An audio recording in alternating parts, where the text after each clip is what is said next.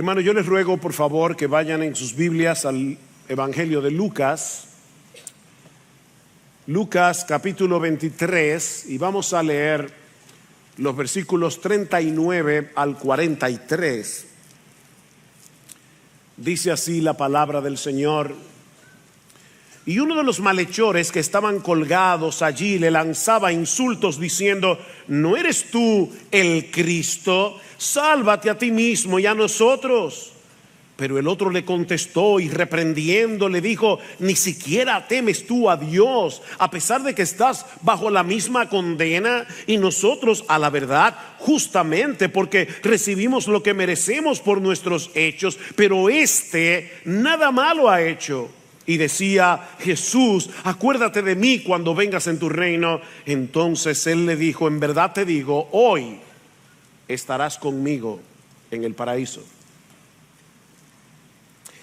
En diciembre del año 1849, el escritor ruso Fyodor Dostoyevsky fue arrestado y acusado de participar en actividades políticas subversivas en contra del régimen del zar, que en ese tiempo era Nicolás I.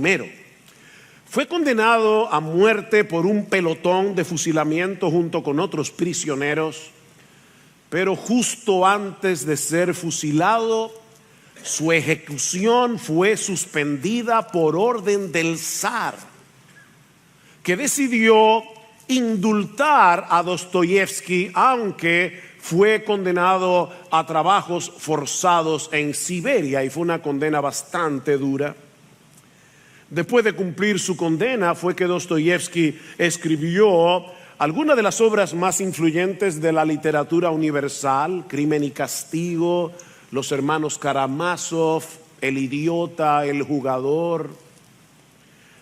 El mundo se habría perdido de algunas de las novelas más extraordinarias de la literatura si el zar de Rusia no hubiese indultado a Dostoyevsky a punto de ser ejecutado.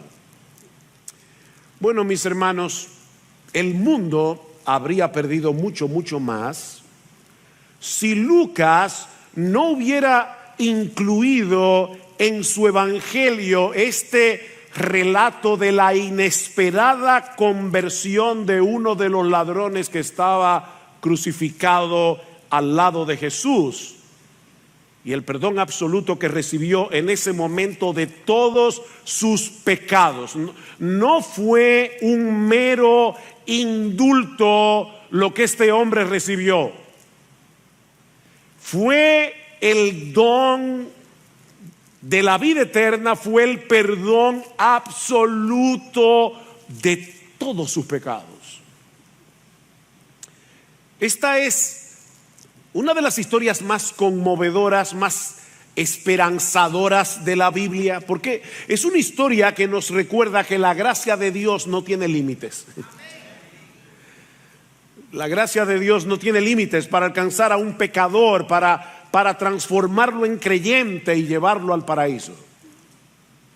Tanto Mateo como Marcos mencionan en sus evangelios respectivos el hecho de que Jesús fue crucificado entre dos ladrones, pero solo Lucas nos dice que uno de ellos se convirtió.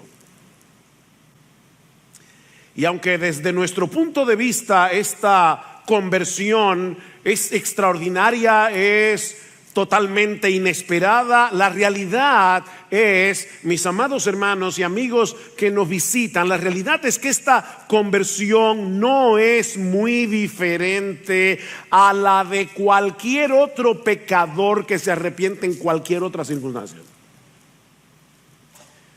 Aunque algunos suelen referirse a este personaje como el buen ladrón, yo nunca he conocido a un buen ladrón. Esa no es precisamente la descripción que Lucas nos da de él en el Evangelio. En el versículo 32, Lucas le llama malhechor, es decir, un hacedor de males, un hombre dedicado a hacer el mal. Este era un hombre devoto a hacer el mal, todo tipo de mal. A tal punto que finalmente fue condenado a morir crucificado. Un dato interesante es que hasta donde sabemos, ni la ley judía ni la ley romana condenaban el robo con la muerte. Por lo que podemos suponer que además de ladrón, este hombre había cometido otros delitos de mayor gravedad, similares tal vez a los de Barrabás, el hombre que fue sustituido por Jesús, que aparte de ser ladrón, se nos dice en el Evangelio que era un sedicioso y que era un homicida. Nosotros sabemos, porque lo dice Jesús, que el ladrón no viene sino para matar y para destruir. No hay un buen ladrón. De hecho, en un momento dado vemos en el relato que él mismo tuvo que reconocer que su condena había sido justa. Y voy a leer de la Reina Valera. Dice: nosotros a la verdad justamente padecemos porque recibimos lo que merecieron nuestros hechos. Este hombre no se estaba defendiendo. Él sabía lo que había hecho. Él sabía que su estilo de vida lo habían llevado a esa cruz. Por otra parte, también sabemos de él que había sido un blasfemo endurecido, sin afecto natural. En el texto que leímos al principio de este servicio, en Mateo capítulo 27, versículo 44, se nos dice que al principio de la crucifixión los dos ladrones estaban insultando a Jesús, igual que todo el mundo. Ninguno de los dos ladrones era mejor que el otro. Tal vez habían oído hablar de los milagros que Jesús había hecho durante su ministerio. Incluso hasta es posible que hubieran presenciado alguno. Tal vez algunos de ellos lo habían escuchado predicar el evangelio en alguna ocasión, pero el odio de estos hombres por todo lo bueno, su falta de temor a Dios, los movió a burlarse de Cristo y a blasfemar contra él sin misericordia. Los dos ladrones. Los dos tenían un corazón tan endurecido que eran incapaces de empatizar con Jesús, a pesar de encontrarse en la misma circunstancia. Así que, insisto, mis hermanos, este no era un buen ladrón. Y es importante que recordemos eso por lo que sigue en el resto de la historia. Al igual que el otro, era un criminal impenitente, era un blasfemo que había vivido toda su vida a espaldas de Dios, despreciando por completo su ley moral. Este hombre era un peligro público para la sociedad.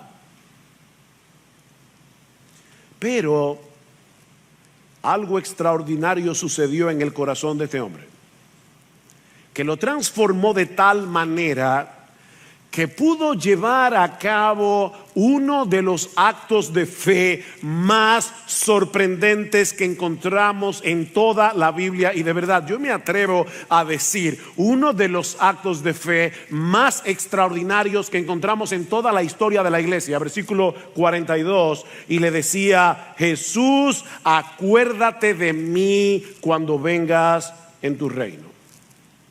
Miren, mis hermanos, si hubo un momento en el que Jesús fuera menos creíble, era en ese momento.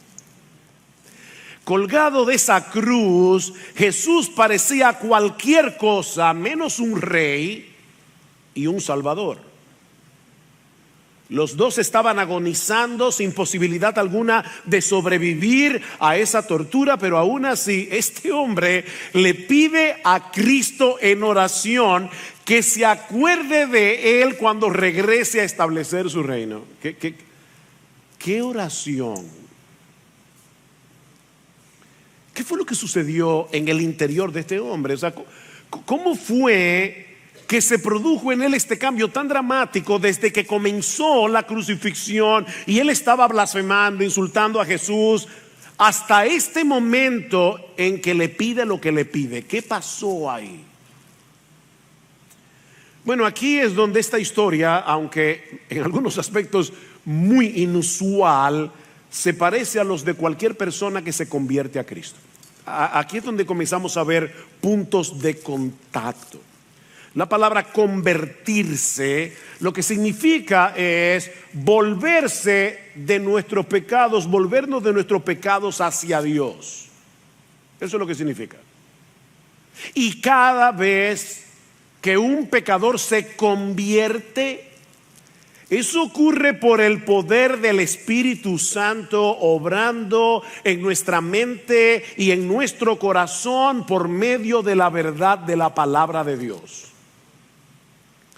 Cada vez que Dios transforma a un incrédulo en creyente, es por medio de su verdad obrando en la mente y en el corazón por el poder del Espíritu Santo. Dice en Santiago 1:18, Él de su voluntad nos hizo nacer por la palabra de verdad. ¿Quién tomó la iniciativa? Dios. Él de su voluntad. ¿Qué hizo? Nos hizo nacer de nuevo. ¿Y cómo? Por la palabra de verdad. Y en primera de Pedro capítulo 1 versículo 23, Pedro dice prácticamente lo mismo, que fuimos renacidos, es decir, Dios produjo en nosotros el nuevo nacimiento. Fíjense que es una voz pasiva. Nosotros no hicimos nada para nacer de nuevo, así como tú no hiciste nada para que tus padres te parieran, para que tus padres te concibieran. Nosotros no hicimos absolutamente nada para nacer de nuevo. Dios nos parió otra vez. ¿Y cómo lo hizo? Dice Pedro, no de simiente corruptible, sino de incorruptible por la palabra de Dios que vive y permanece para siempre. Dios usó su palabra, su verdad, para transformar el corazón de este hombre y hacerle entender por lo menos dos cosas. Dos cosas, mi amigo que estás aquí en esta mañana, que tú necesitas entender si tú quieres ser salvo. En primer lugar, ¿cuál era su verdadera condición delante de Dios? Noten una vez más sus palabras en el versículo 40, pero el otro le contestó y reprendiendo le dijo, ¿ni siquiera temes tú a Dios a pesar de estar bajo la misma condena? ¿Ni aún le temes tú a Dios? La verdad es que él tampoco había tenido esa clase de temor.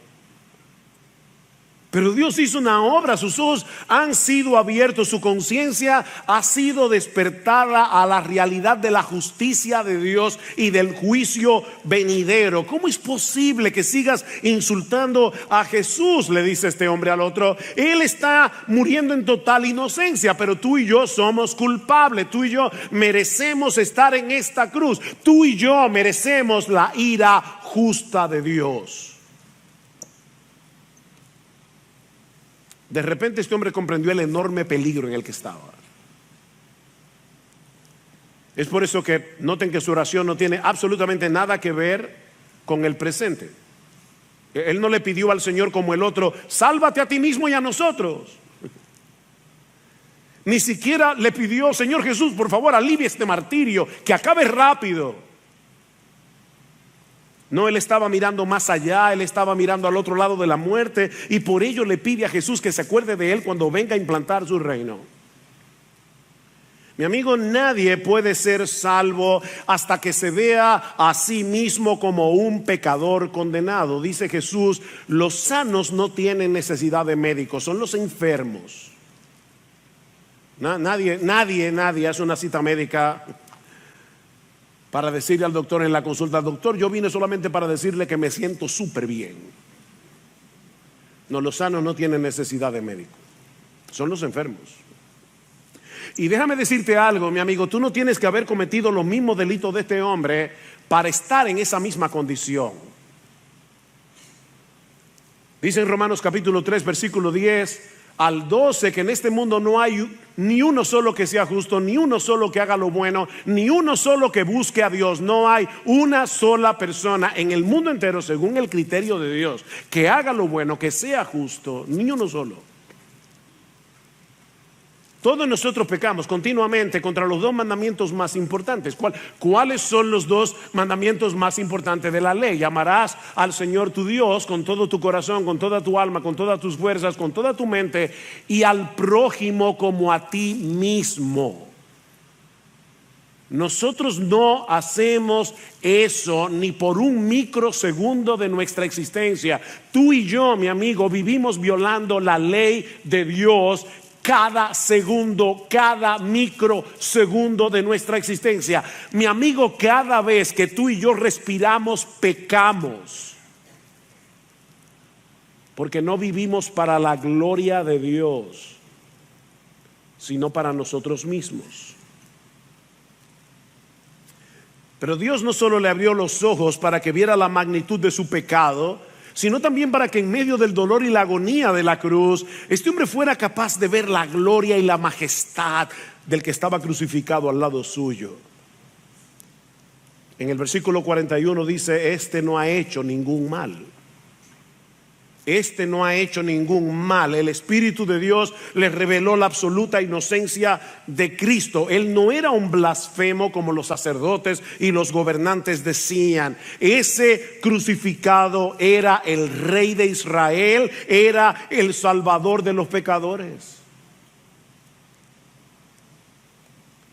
Jesús, acuérdate de mí cuando vengas en tu reino. Ven, hermanos, no hay ninguna duda allí. Ningún asomo de duda. Esta oración no es un por si acaso. Bueno, yo no sé, Señor, pero si eso es verdad.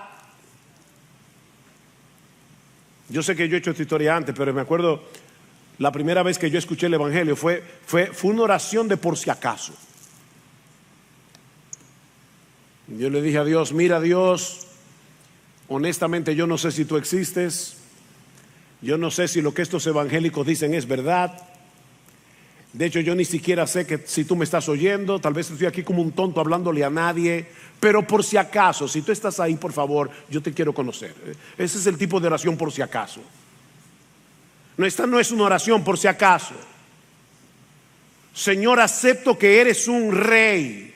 Tengo la plena certeza de que posees un reino, de que lo vas a establecer algún día en la tierra. Y cuando eso suceda, acuérdate de mí. ¿Qué oración? A pesar de los delitos que había cometido, aunque al principio de la crucifixión estaba insultando a Jesús igual que todos los demás, este hombre creyó que sería aceptado en ese reino si se lo pedía a Jesús. Este ladrón moribundo no tuvo mucha oportunidad de manifestar los frutos de su conversión, pero en el corto tiempo que dispuso evidenció que tenía una fe vigorosa y fuerte. Déjame hacer una pregunta. Pensemos por un momento en dos nadadores. El primero ha podido permanecer a flote durante 20 minutos en medio de un mar embravecido, en medio de un mar en tempestad. El otro nadador ha podido permanecer a flote por 3 horas nadando en su piscina. ¿Cuál de los dos es un nadador más vigoroso? No el que duró 3 horas, sino el que duró 20 minutos en un mar en tempestad. Bueno, la fe de este hombre le permitió mantenerse a flote, confiando en Jesús, en medio de una horrible agonía, con la muerte mirándolo a la cara. Ahora, recuerden lo que yo decía hace un momento, que siempre que una persona se convierte, siempre es por medio de la verdad de Dios, obrando en su mente y en su corazón por el poder del Espíritu Santo. La pregunta del millón aquí es: ¿de dónde derivó este ladrón las verdades que él necesitó para poner su fe en Cristo en ese momento? ¿Alguien fue con una Biblia a predicarle? ¿Qué pasó ahí? Bueno, si nos ceñimos al relato bíblico, veremos que el Espíritu Santo abrió su entendimiento por medio de las cosas que este hombre vio y escuchó en aquel día, comenzando con el testimonio del mismo Cristo. El Señor había sido burlado, masacrado a golpes durante casi toda la noche. Lo habían coronado de espinas y, como leímos al principio de este servicio, le golpearon después con una caña para que las espinas se le clavaran en la sien con más profundidad. Cuando Cristo llegó a la cruz era una masa de sangre.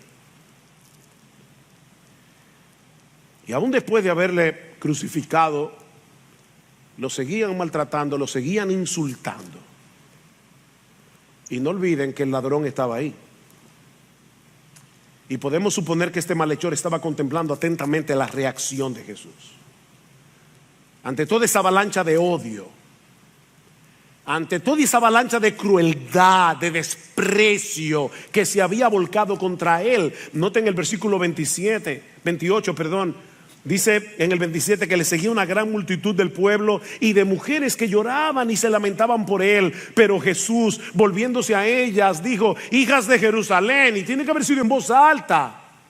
Probablemente el ladrón lo escuchó: no lloréis por mí, llorad más bien por vosotras mismas y por vuestros hijos. En ese momento de agonía, Jesús estaba preocupado por el futuro de su nación. Si en el árbol verde, dice él, hacen estas cosas, ¿qué no harán en el seco? Y luego en el versículo 33 dice: y cuando llegaron al lugar llamado la Calavera, crucificaron allí a Jesús y a los malhechores, uno a la derecha y otro a la izquierda. Y Jesús decía, y el verbo allí implica algo repetitivo. Jesús decía y decía y decía: Padre, perdónalos, Padre, perdónalos, porque no saben lo que hacen.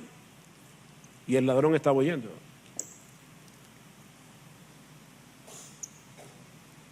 Este malhechor estuvo ahí todo el tiempo, contemplando la majestad de Jesús, envuelta en una singular y maravillosa mansedumbre, preocupado por su pueblo y orando por todos los que habían arremetido contra él. Pero luego estaban los insultos. Y Dios, en su soberanía, que lo controla todo, obró de tal manera que todos los insultos contra Jesús estaban envueltos en un manto de verdad. Sin darse cuenta, mis hermanos, los enemigos de Jesús evangelizaron al ladrón. Vean el versículo 35. Y el pueblo estaba allí mirando, y aún los gobernantes se mofaban. Niños, eso significa que se burlaban, lo insultaban, diciendo: a otro salvó, que se salve a sí mismo, si este es el Cristo de Dios, su escogido. De hecho, en Mateo, en el pasaje paralelo, dice: a otro salvó, pero a sí mismo no se puede salvar. Y ¿saben qué, mis hermanos? Hasta eso era verdad, porque Cristo en ese momento no podía salvarse a sí mismo. Si Cristo descendía de la cruz, su reino tendría un rey, pero no tendría súbditos, porque todos nosotros quedaríamos condenados. No, Cristo no podía salvarse a sí mismo. O se salvaba a sí mismo o a nosotros. Hasta eso era verdad. Los soldados también se burlaban de él, acercándose y ofreciéndole vinagre y diciendo: si tú eres el rey de los judíos, sálvate a ti mismo. Había también una inscripción sobre él que decía: este es el rey de los judíos. Y uno de los malhechores que estaban colgados allí le lanzaban insultos diciendo: ¿no eres tú el Cristo? Es decir, ¿no eres tú el Mesías? ¿No eres tú el Salvador prometido? Sálvate a ti mismo y a nosotros. ¿Se dan cuenta, mis hermanos, cómo Dios usó todas estas palabras dichas con rencor y en un tono irónico y burlón para impactar la conciencia de este hombre y convencerlo de que Cristo era todo eso: el Hijo de Dios, el Cristo, el Salvador y el Rey de Israel? Por eso fue capaz de hacer una oración tan insólita: Jesús, acuérdate de mí cuando vengas en tu reino. Acuérdate de mí. Este hombre tenía que saber que ningún ser humano sobrevive a una crucifixión,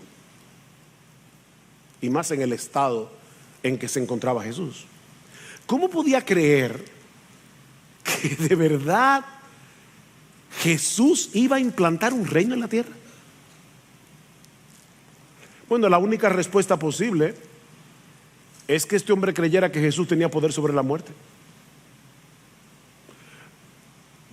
Nosotros sabemos por los evangelios que la noticia de que Jesús había resucitado a Lázaro se había propagado por toda Jerusalén. Así que no es inaudito suponer que este hombre haya llegado a la conclusión de que Jesús resucitaría de los muertos para reinar algún día sobre la tierra. Ahora, lo que sí sabemos con certeza es que este hombre creyó de corazón que la cruz no era el final de la historia. Este hombre creyó que la cruz era el camino al trono. De verdad, hermanos, yo les pido al Señor que nos ayude a ponernos en esa escena, en ese momento. Esto es insólito. Este es el acto de fe más impresionante que alguna vez en toda la historia un ser humano haya hecho jamás. Esto es insólito. Acuérdate de mí cuando vengas en tu reino. ¿Y saben cuál fue la respuesta de Jesús? En verdad te digo que hoy estarás conmigo en el paraíso. No en el purgatorio.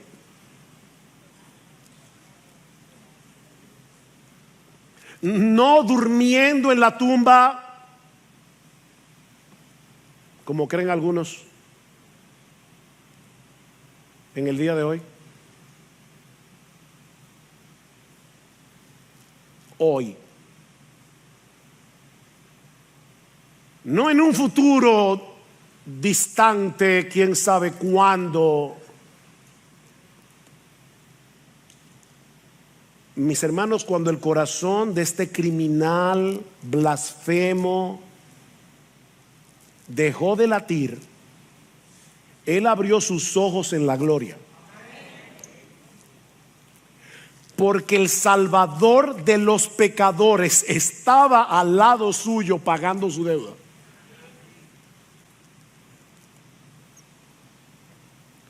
Mis hermanos, la cruz es el árbol de la vida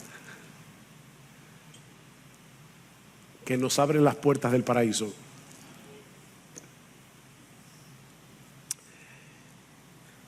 ¿Qué aprendemos de esta historia? Les dice, es una historia muy conmovedora, muy impresionante, muy esperanzadora. Bueno, permítanme limitarme por lo menos a 4 enseñanzas que podemos derivar de esta historia.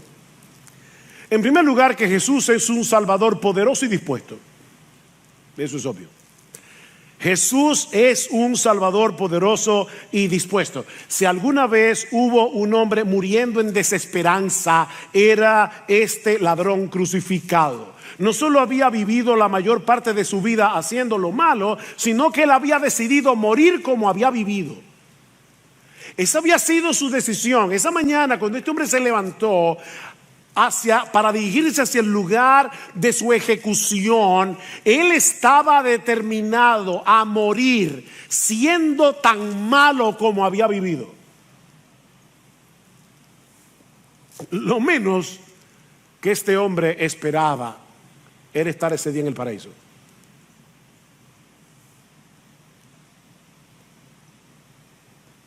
Ya lo hemos dicho, el mismo día de su ejecución seguía siendo un blasfemo endurecido. Era muy grande su maldad, era muy difícil su circunstancia, pero Cristo es un gran Salvador. Y aún agonizando en esa cruz, Él fue capaz de vencer cualquier obstáculo en el corazón de este hombre para que voluntariamente se entregara a Él.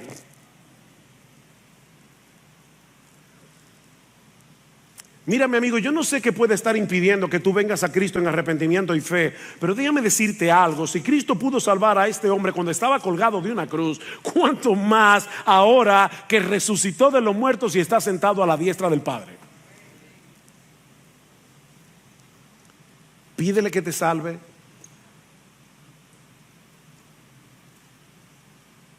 Esta fue una oración muy simple y fue respondida.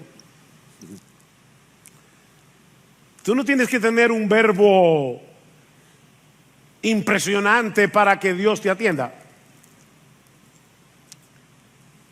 Pídele que te salve, pídele que transforme tu corazón, pídele ahora, pídele, mi amigo, que tenga misericordia de ti, que perdone tus pecados. Porque no hay obstáculo en el mundo que pueda impedir la salvación de un pecador que venga a Cristo clamando por misericordia. Jesús es un gran salvador y siempre está dispuesto a salvar. Tan pronto este hombre clamó, su petición fue respondida. Hoy estarás conmigo en el paraíso. No esperó que sufriera un poco más por sus pecados.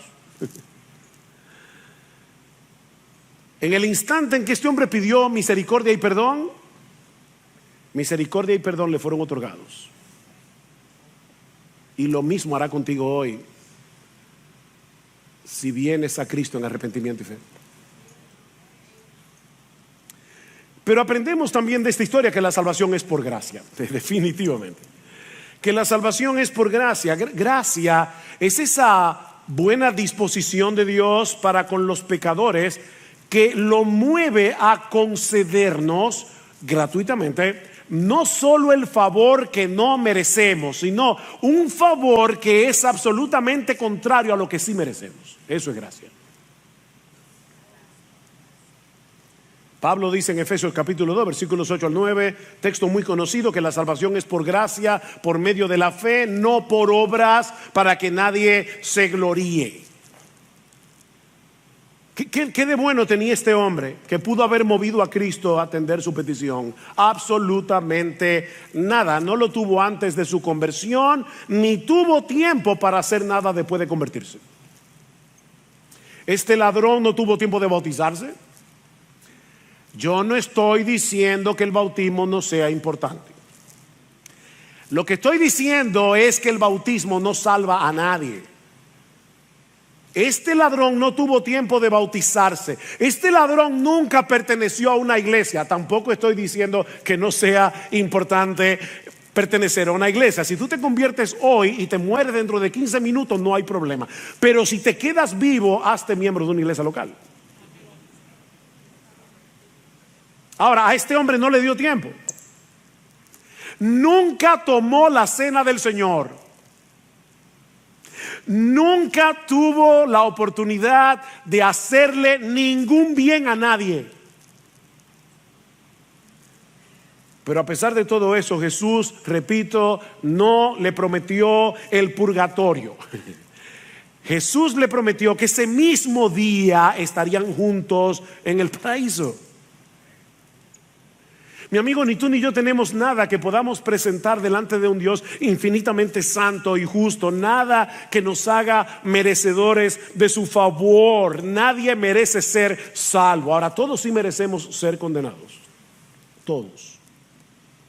Dice el profeta Isaías que todos somos como suciedad y todas nuestras justicias son como un trapo de inmundicia delante de Él. No hay justo ni aún uno, no hay quien busque a Dios, no hay quien haga lo bueno, no hay ni siquiera uno. Así que lo único que podemos hacer es aceptar humildemente el regalo, un regalo que Dios nos ofrece de pura gracia en el Evangelio, poniendo nuestra confianza en Jesús, que siendo inocente murió en lugar de pecadores para que esos pecadores fuesen justificados en el tribunal de Dios.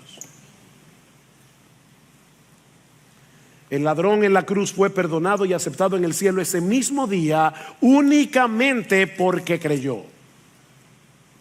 Solamente. porque puso toda su confianza en Jesús. Esa es la buena noticia del Evangelio, que la salvación es solo por gracia, es solo por Cristo, es solo por medio de la fe, no por obras para que nadie se gloríe. Pero aprendemos también de esta historia que la palabra de Dios es poderosa para salvar. Aprendemos de esta historia que la palabra de Dios es poderosa para salvar. Pensaba antes de venir a la iglesia y le orábamos al Señor, mi esposa y yo, no solamente por este predicador, sino también por toda la iglesia. Señor, ayúdanos a creer que es verdad lo que tú dices. Y tú dices en tu palabra que ella es potente y es poderosa para salvar, para traer personas de la muerte a la vida, para abrir los ojos de los ciegos. La palabra de Dios es poderosa, mis hermanos. Este hombre solo recibió unas pocas migajas del Evangelio, presentadas en una manera totalmente inapropiada y en la circunstancia más inadecuada. Pero esas migajas fueron suficientes para cambiar su corazón de piedra en uno de carne. Pablo dice en Romanos 1:16 que el Evangelio es poder de Dios para salvación. Y en 1 Corintios capítulo 1 versículo 21 Pablo dice que a Dios le agradó salvar a los creyentes por la locura de la predicación de su palabra. Y ahora Pablo aclara, porque los judíos piden señales. Yo quiero ir a una iglesia donde yo vea milagros. Yo quiero ir a una iglesia donde los cojos salgan caminando, donde los ciegos vean. Entonces yo voy a creer de verdad que Dios existe. No, eso es lo que pedían los judíos: señales, milagros. Los griegos, sabiduría. Yo quiero una oratoria rimbombante, algo que yo no pueda entender. Pero nosotros predicamos a Cristo crucificado. Para los judíos ciertamente tropezadero, para los gentiles una locura, mas para los llamados, así judíos como griegos, Cristo es poder de Dios y sabiduría de Dios.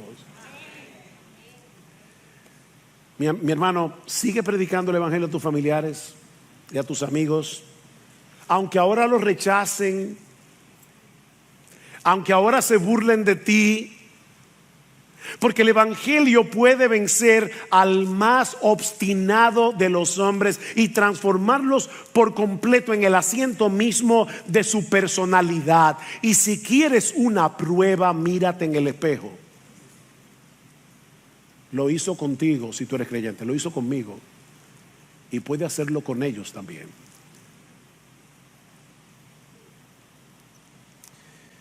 Pero esta historia nos enseña también que la esperanza del creyente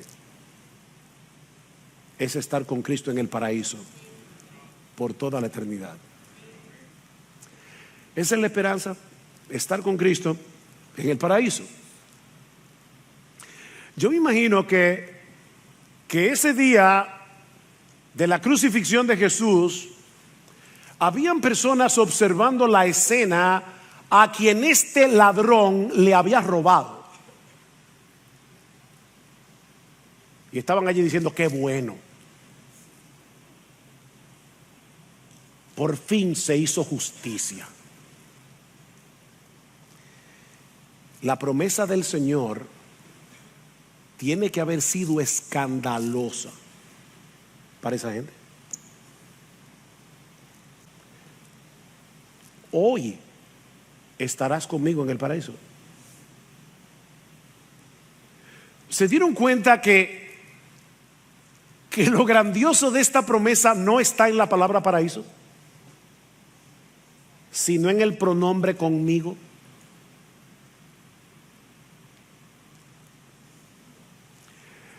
Que Jesús le ofrezca el paraíso a un criminal ya es bastante escandaloso.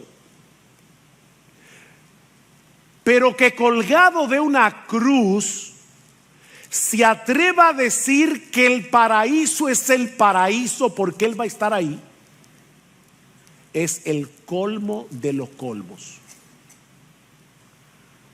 A menos que Él fuera quien Él decía ser. La segunda persona de la Trinidad que se hizo hombre para venir a salvarnos muriendo por nosotros en una cruz. Mis hermanos, la esperanza del cristiano no es el cielo. La esperanza del cristiano es Jesús, que está en el cielo. Por eso Pablo dice en Filipenses, nuestra esperanza está en los cielos. No es el cielo, está en los cielos. Partir y estar con Cristo, esa es nuestra esperanza. Partir y estar con Cristo. En ese mismo instante, veo allí a la familia de doña Normandia, que partió al Señor hace unos días. Ella no está dormida, su alma está en la gloria. El mismo día que murió. Pablo dice claramente en 2 Corintios capítulo 5 versículos 6 al 8, hay solo dos opciones: o yo estoy presente en el cuerpo y ausente del Señor, hablando de Cristo en su naturaleza humana, cuyo cuerpo humano está en el cielo. Dice, o estoy presente en el cuerpo y ausente de Cristo, o estoy ausente del cuerpo y presente con Cristo. Solo dos opciones: es partir y estar con Cristo. Mis hermanos, esa es la bendita esperanza que Cristo compró para los suyos al precio de su sangre. Y sabes que, mi amigo, esa puede ser tu esperanza hoy si te arrepientes y crees. Ahora no es demasiado tarde, pero puede serlo mañana. De hecho, es probable que Dios haya dejado esta historia en su palabra, entre otras cosas, para librarnos de la desesperación por un lado, o de la locura de posponer el arrepentimiento por el otro. De la desesperación, porque en un momento tan difícil como este, y estando al borde de la muerte, este hombre encontró la salvación. ¿Qué pecador puede desesperar? No importa la vida que haya vivido, ¿qué pecador puede desesperar al leer que este ladrón se convirtió suspendido en una cruz y en el mismo dintel de las puertas del infierno? Pero toma en cuenta que este es el único relato que aparece en toda la Biblia donde alguien se convierte al borde de la muerte. Un solo ejemplo.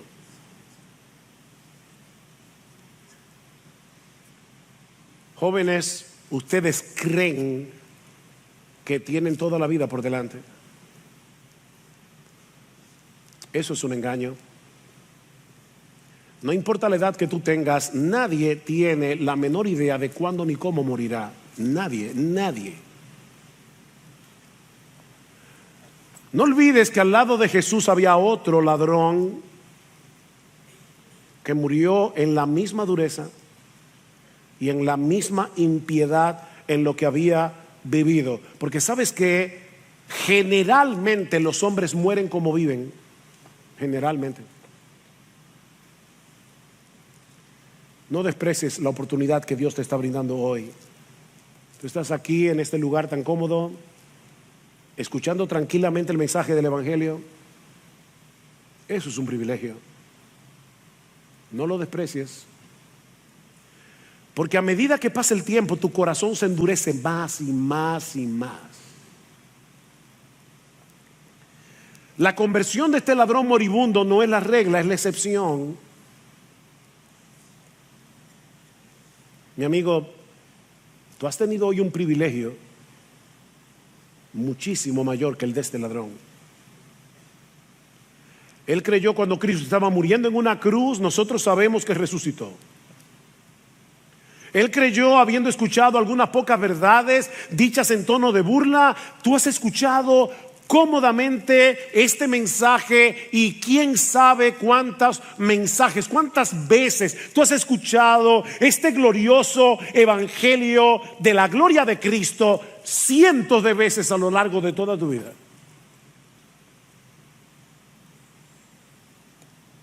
¿Sabes una cosa?